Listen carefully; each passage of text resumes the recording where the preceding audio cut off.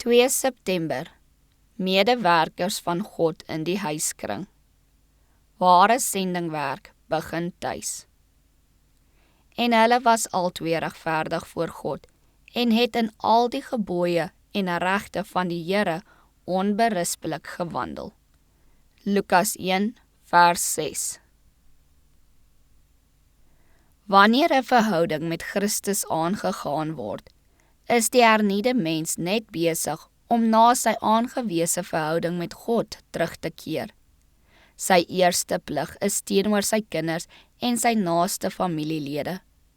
Hy kan in geen omstandigheid verskoon word as hy die binnekring ter wille van die groot kring daarbuite verwaarloos nie. Op die dag van afrekening sal vaders en moeders gevra word wat hulle gedoen en gesê het om die redding te verseker van die siele wat hulle in die wêreld gebring het.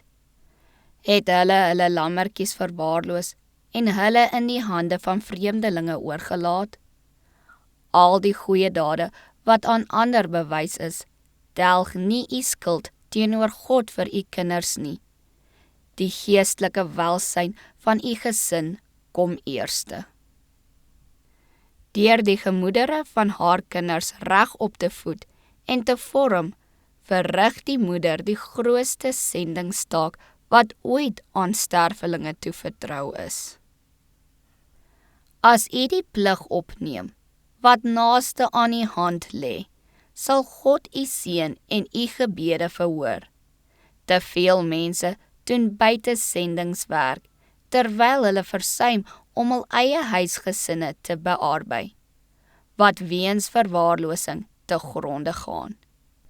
Die eerste sendingstaak is om toe te sien dat daar liefde, lig en vreugde in die huiskring is.